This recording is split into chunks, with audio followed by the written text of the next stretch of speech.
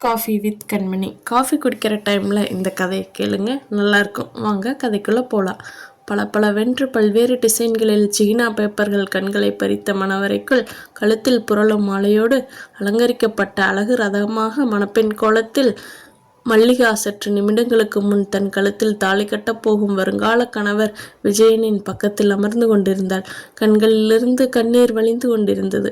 புரோகிதர் எழுப்பும் புகையால் தான் கண்களிலிருந்து கண்ணீர் வடிகிறது என்று மற்றவர் எண்ணிய போதும் கண்ணீருக்கு காரணம் அதுவாக இருக்க முடியாது என்று யூகித்து தன் கண்ணீரை கடினப்பட்டு அடக்கி கொண்டவனாய் மண்டபத்தின் முன்வரிசை சீட்டில் உட்கார்ந்து கொண்டிருந்தான் இனியவன். நிமிடத்திற்கு இருமுறையாவது அவள் கண்கள் அழுது கொண்டே அவன் கண்களை சந்தித்தன. அப்போது ஏற்பட்ட மின்னலின் அதிர்ச்சியை அவனாலோ அவளாலோ தாங்கிக் கொள்ள முடியவில்லை. காய்ந்து போயிருந்த உதடுகளை நாவால் ஈரப்படுத்தி கொண்டாள். பூசியிருந்த உதட்டுச் சாயம் வெளிச்சத்தில் மின்னியது. உதட்டுச் சாயம் இல்லாமலேயே தன் இதழ்களை சிவக்க வைத்தவனாயிற்றே. எத்தனை முறை சொல்லி சொல்லி நாணப்பட்டிருக்கிறான் என்பதை நினைத்தவுடன் அடங்கியிருந்த அழுகை அவளையும் மீறி குபுக்கென வெளிப்பட்டு உடல் குலுங்கியது. அழுத விழிகளோடு முன்னால் உட்கார்ந்திருந்த அவனை பார்த்தாள். தன்னை விட அதிகமாக நொந்து போயிருந்திருப்பதை அவன் முகம் எடுத்துச் சொன்னது. ஏன் இந்த காதலை எங்களுக்கு கொடுத்து இப்படி பிரித்து விட்டாய் இறைவா? நாங்கள் படும் துன்பத்தை பார்த்து ரசிப்பதுதான் உனக்கு பிடித்தமானதா? வாழ்வில் தான் சேர்த்து வைக்க முடியவில்லை என்றாலும் சாவிலாவது சேர்த்து விடுவாய் என்று இருந்தால் அதற்கும் வழியில்லாத நிர்பந்த நிலைக்கு எங்களை தள்ளிவிட்டாயே. அவன் கைப்பட்ட இந்த உடலை எப்படி என் கணவனுக்கு சுத்தமாக தர முடியும்? யாருக்கும் தெரியாது என்றாலும் என் மனதுக்கு தெரியுமே.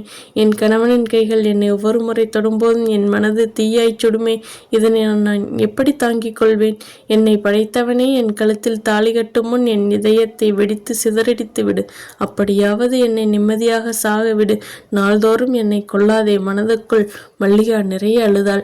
எப்படி முயன்றும் காதலுக்கு பெற்றோர் தடை விதித்து இந்த கல்யாணம் நடக்கவில்லை என்றால் நம் குடும்பத்தில் உன்னொருத்தியை தவிர மற்ற எல்லோரும் ஒரே சமயத்தில் சவமாகி விடுவோம். எங்களை அடக்கம் செய்த கைதியோடு உன் காதலனை கட்டிக்கொள் என்று சொல்லியல்லவா அவளை கட்டாயப்படுத்தி இந்த கோலத்தில் உட்கார வைத்து விட்டார்கள். அதுவும் 10 நாட்களுக்கு முன்னர் தானே இப்படியோடு இடி நெஞ்சில் இறங்கியது. இனியவனோடு இருந்த இனிய காதல் எப்படியோ குடும்பத்தினருக்கு தெரிந்து போய் சிவப்பு கொடியை காட்டியதை இனியவனிடம் சொன்னபோது துடித்துப்போன இருவரையும் தேற்றவே முடியாமல் போயிற்றே. என்னதான் வழி என்று யோசித்து கலங்கிய போது இனியவன் தானே மெதுவாக இதை எனக்கு சொன்னான். என்னை வாழ விட்டு விட்டு அவன் மட்டும் எப்படி சந்தோஷமாக வாழ்வானாம். அவன் இல்லாத வாழ்க்கையை நான் நினைத்து கூட பார்க்க முடியாது. யார் எப்படியாவது போகட்டும், பேசாமல் இருவரும் இறந்து போய் விடலாம் என்று சொன்னபோது எதற்கும் ஒரு முடிவு இருக்கும். நினைக்க தெரிந்த மனதுக்கு மறக்கவும் செய்ய முடியும். குடும்பத்தினருக்காக அவர்கள் சொற்படி கேள். முதலில் அவர்கள் விருப்பப்படி நட, பிறகு எல்லாம் விதிப்படி நடக்கும் என்று சொல்லியல்லவா என் வாயை அடைத்து விட்டான். இனி என்ன ஆகப் போகிறதோ என்று யோசித்து கொண்டிருக்கும் போதே மேலே விழுந்த மஞ்சளரிசியும் பூக்களும் சுளீர் சுளீர் என கெட்டி மேளம் டம டம டம என காதுகளில் இடியை பாய்ச்ச விஜயன் 3 முடிச்சும் போட்டுவிட்டு உட்கார்ந்த போதுதான் தன் கழுத்தில் தாலி விழுந்து விட்டது என்று மல்லிகா உணர்ந்தாள். மணவரையை சுற்றி எழுந்தபோது முன்வரிசையை பார்த்தாள். இனியவனை காணவில்லை. அவன் இருந்த இடம் காலியாக இருந்தது. மனது திடுக்கிட்டது. முயன்றவரை மண்டபத்தை நோட்டமிட்டாள். காணாமல் போயிருந்தான். அவன் கடமையை முடித்து விட்டதாக எண்ணிக்கொண்டு போய்விட்டானா? இனி என்னை சந்திக்க வரவே மாட்டானா? மனதுக்குள் மேலும் ஒரு பழுக்க காய்ச்ச கம்பி இறங்குவது போல இருந்தது. மணவரையை ஒரு சுற்றி முடிக்கும்போது மண்டபத்தில் பதற்றம் ஏற்படுவது போல தெரிந்தது. கூட்டத்தினர் அவசரமாக எங்கோ விரைவது போல தெரிந்தது. இனியவனுக்குத்தான் ஏதாவதா? மனது வெடித்து சிதறுவது போல இருந்தது. ஒரு கையை விஜயன் பற்றியிருக்க மறுகையால் நெஞ்சை பிடித்து கொண்டாள். ஒவ்வொரு அடி எடுத்து வைக்கும் போதும் அதல பாதாளத்திற்குள் விழுவதைப் போலவே இருந்தது. 3 சுற்றி முடித்த போது யாரோ மண்டபத்தில் மயங்கி விழுந்துட்டாங்களாம். தண்ணீர் தெளிச்சாங்க, உட்கார வைத்து இருக்கிறார்கள். இன்னும் கொஞ்ச நேரத்தில் சரியாயிடுமாம் என்று தன் காதுக்குள் பக்கத்தில் இருந்தவர்களிடம் உரையாடல் விழுந்ததும், கடவுளே, அது இனியவனாக இருக்கக்கூடாது, அவனை எப்படியாவது காப்பாற்று என்று கண்களை மூடி மனதுக்குள் பிரார்த்தித்து கொண்டாள். கல்யாண சம்பிரதாயங்கள் முடிந்ததும் மண்டபமே காலியாக தொடங்கியது. ரிசப்ஷனும் அப்படியே வைத்து விட்டதால் ட்ரெஸ்ஸை மாற்றிக்கொண்டு மேடையில் போடப்பட்டு இருந்த வரவேற்பு நாட்களில் அமர வீடியோ கேமரா வெளிச்சங்கள் அவளின் உள்ளத்தை படம் பிடிக்க தவறி உடலை படம் பிடிக்க தொடங்கியது. உள்ளமெல்லாம் இனியவனை எதிர்பார்த்து கொண்டு இருந்தது. அன்பளிப்பு தர காத்திருந்தவர்களின் வரிசைக்கிடையே இனியவனை தேடினாள். அவன் முகமே அங்கு காணவில்லை. இனியவனுக்கு என்ன ஆயிற்றோ? எங்கோ அவன் கல்யாணம் முடியும் வரை உன் கண்ணெதிரிலே இருப்பேன் என்று உறுதியாக சொன்னவன் இப்போது காணவில்லையே. இடையே ஒரு முறை சாக்காக காலையில் யாரோ மயக்கம் போட்டு விழுந்தார்களே, யார் என்று கேட்டபோது ஹாஸ்பிட்டலுக்கு அழைச்சிட்டு போயிருக்காங்களாம் என்பதை மட்டும் கேட்கும்போதே அரைமயக்கத்தில் தானே மேடையில் உட்கார்ந்து இருக்கிறாள் மல்லிகா. ரிசப்ஷனுக்கு இடையே கூல்ட்ரிங்க்ஸ் கொடுத்த போது இவளின் மனதை முகம் காட்டி கொடுத்ததை விஜயன் அறியவில்லை என்றாலும் அவள் பெற்றோர் அறியாமலா இருப்பார்கள். கூல்ட்ரிங்க்ஸ் கொடுக்கும் சார்க்கில், இதோ பாருடி, நீ என்ன நினைச்சிட்டு இருக்கேன்னு உன் முகமே காட்டி கொடுக்குது. இந்த விஷயம் மாப்பிள்ளைக்கு தெரிஞ்சதுன்னா அவ்வளவுதான். அவனை மறந்துட்டு ஆக வேண்டியதை பாரு. முகத்தை மாத்திட்டு சிரிச்ச மாதிரி இரு. யாராவது ஏதாவது சொல்ல போறாங்க என்று எச்சரித்த போதும் இனியவனை மறக்க முடியவில்லை. கூல்ட்ரிங்க்ஸை பார்க்கும்போதே இனியவனோடு ஒரே பாட்டிலில் இருந்த ஸ்ட்ராக்களை போட்டு நிமிடக்கணக்கில் குடிக்காமலேயே ஒருவர் பார்த்து கொண்டே இருந்தது. மூளையில் ரிவர்ஸ் ஆகி ஓடிக்கொண்டே இருந்தது. எப்படி மறக்க முடியும் என் இனியவனை? என்னால் முடியாதே.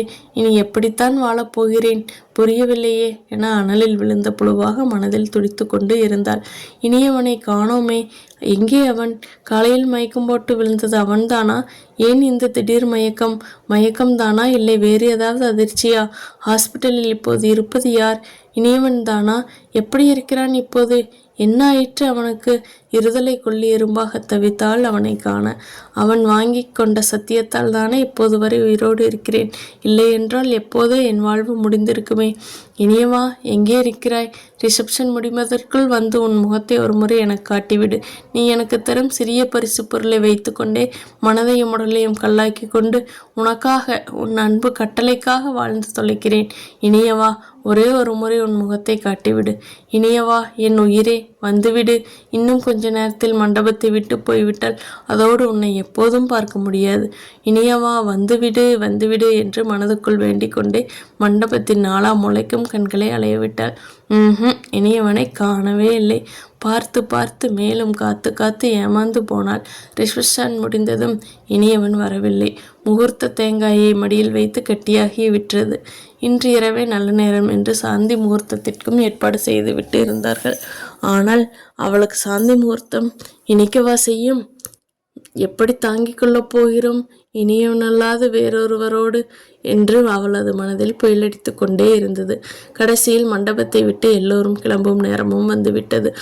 தூக்கம் தொலைந்து பல இரவுகள் ஆனதாலும் கல்யாண மண்டப இறைச்சலும் மாலைகளின் மனமும் மல்லிகாவுக்கு தலையை வலித்தது. மாத்திரை ஒன்றை வாங்கி வரச் சொல்லி அதை போட்டுக்கொண்டு சற்றே தனிந்திருந்த போது அவள் உறவினரின் பெண்ணொருத்தி அறைக்குள் எதையோ எடுக்க வந்தாள். அவளிடம் தனியாக பேச இதுதான் சரியான சமயம் என எண்ணி, உஷா, இங்கே வாமா குரல் அடைத்தது. என்னக்கா காலையில? சொல்லுக்கா, காலையில யாரோ ஒருத்தர் மண்டபத்தில் மயங்கி விழுந்துட்டாங்களாமே. யார் அதுன்னு உனக்கு தெரியுமா? யாரோ தெரியலக்கா, பாவம் சின்ன வயசாம். என்ன ஆச்சுன்னே தெரியல. முன்வரிசையில் தான் உட்கார்ந்துருந்தாராம். திடீர்னு வாந்தி வந்திருக்கு. வாந்தியில் ரத்தமாக வந்திருக்கு. இங்கேயே மயக்கம் போட்டுட்டாங்க. ஹாஸ்பிட்டலுக்கு எடுத்து போயிருக்காங்க. ஆனால் பிரயோஜனம் இல்லையாம். செத்துட்டாராம். பாவம், நம்ம கல்யாணத்துக்கு வந்திருக்காரு. இப்படி ஆயிடுச்சு. என்ன வியாதியோ, இப்பெல்லாம் சின்ன வயசுக்காரங்களுக்கு கூட ஹார்ட் அட்டாக் வந்துடுது. பாவம், அவர் கையில் வச்சிருந்த அன்பளிப்பு பொருள் கூட அதோ இருக்கு பாரு என்று ஆட்காட்டி விரலால் மூளையில் இருந்த ஒரு பாக்கெட்டை காட்டி, சரி சரி நீ ரெடியாக அக்கா, விதி முடிஞ்சு போன யாரால என்ன செய்ய முடியும் என்று சொல்லிக்கொண்டு வெளியே போய்விட்டாள் உஷா. அரைப்பணமாகி கேட்டுக்கொண்டு இருந்த மல்லிகாவுக்கு முன்வரிசையில் இருந்த இரத்த வாந்தி, ஹாஸ்பிட்டல் என்பது வரை கேட்பதற்கு திறனி இருந்தது. செத்துட்டாராம் என்பதை கேட்பதற்குள் நினைவு அவளை விட்டு நழுவியது. நினைவு லேசாக மீண்டு கொஞ்ச நேரத்தில் வந்ததும் தன்னை விட்டு போயிருந்த சக்தியை திரட்ட முயன்று தோற்று கட்டிலில் இருந்து கீழே விழுந்து மெல்ல மெல்ல நகர்ந்து உஷா காட்டிய பார்சலை நோக்கி முன்னேறினாள். கையில் எடுத்து புரட்டினாள். நீ வாழ்க நலமாக. கீழே கையெழுத்து எதுவும் இல்லாமல் இருந்தது.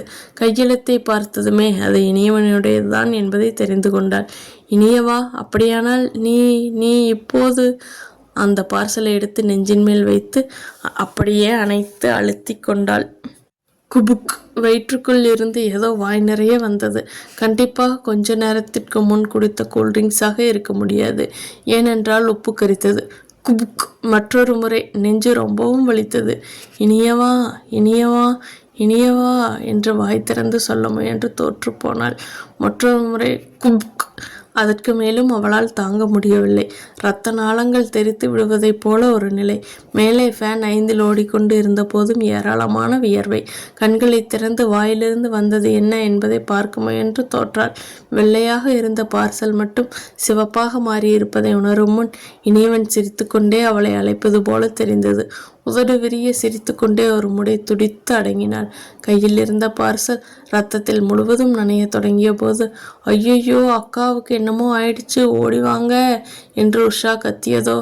ஐயோ, நான் பெத்த என் செல்வமே, உன் காதலோட ஆழத்தை புரிஞ்சுக்காம கட்டாயம் பண்ணி இந்த கல்யாணத்தை முடிச்சு வச்சோமே. கொஞ்ச நாள் போனா சரியாயிரும்னு நினைச்சிருந்தோம். காலையில் அந்த பையன் போயிட்டான். இப்போ இதோ நீயும் எங்களை விட்டுட்டு போயிட்டியே. காதல் சாவதில்லை, காதலுக்கு சக்தி இருக்குன்னு காட்டிட்டீங்களே என்று பெற்றோர்கள் வாயிலும் வயிற்றிலும் அடித்து கொண்டு அழுததோ. மல்லிகாவுக்கு எதுவுமே தெரியாது. முற்றும்.